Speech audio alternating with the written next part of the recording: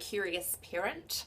My name is Maria and I'm from Happy Mum Happy Child, and I am here to show you the ins and outs of the Paul Stella self-heating bottle.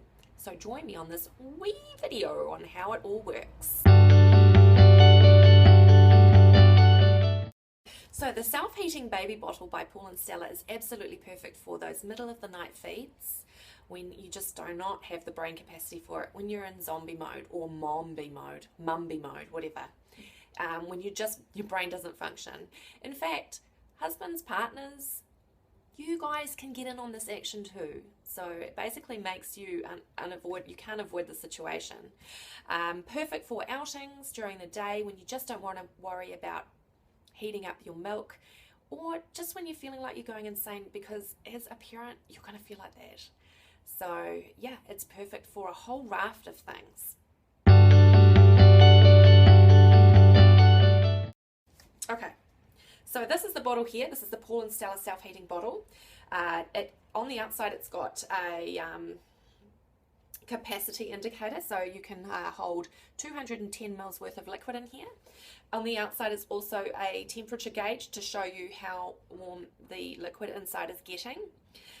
On the top here you have an anti-colic teat. Now this particular fitting here is compatible with any Nook wide neck teats. So it doesn't have to be this one specifically. You can use any of the Nook range wide neck teats. Inside this lid here is supposed to be this little stopper, and this, you put this in when you're if you were going to use this for formula, you can put this in and then get the formula ready and shake it up. And then you put the lid back on. And then when you want to use it, you push this button. We'll cover that in a minute.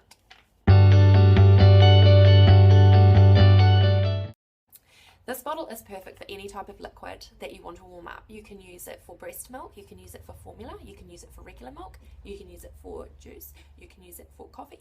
I don't care what you use it for, because anything that you put in here that's liquid, you can warm up. So the idea behind it is you push this button where it says press, and it warms it up to a balmy 36 degrees, which is absolutely perfect for a small child or a baby.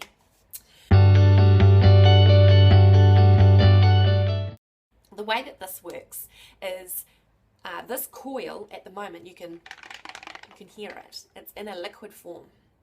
And what happens inside it is a chemical reaction. So when you push this button, this salt solution that's inside here changes from a liquid state to a solid state, and in the process creates energy which heats it up. Similar to those old school heating packs that you used to crack and they would heat up. Basically exactly like that. This bottle will stay warm for about an hour. Once you've pushed this button, it'll stay warm for about an hour. And after that, you can lengthen the time that it stays warm by using an insulated bag of some sort. But basically, once you've pushed this button, that's it. You can't use it again until you boil it and reset the coil. Obviously, you can buy them in multiple packs, and that would save you the problem of worrying about if I've used one and I might need another one.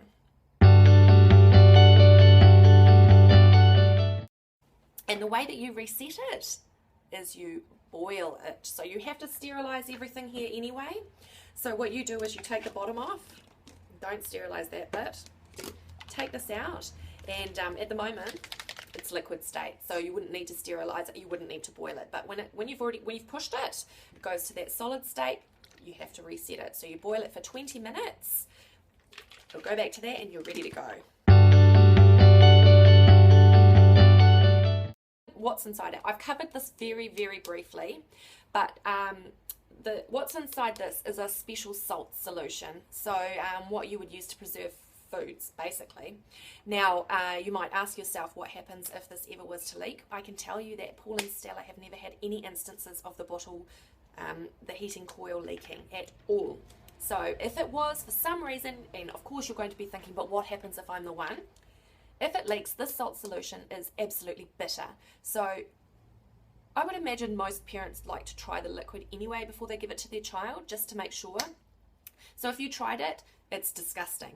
You'd notice it straight away. If your child or baby tasted it, it's also very disgusting. They won't like it. So there's no chance of ingesting a whole heap of it. Thanks guys, thanks for watching. If you've got any questions, please write a comment below.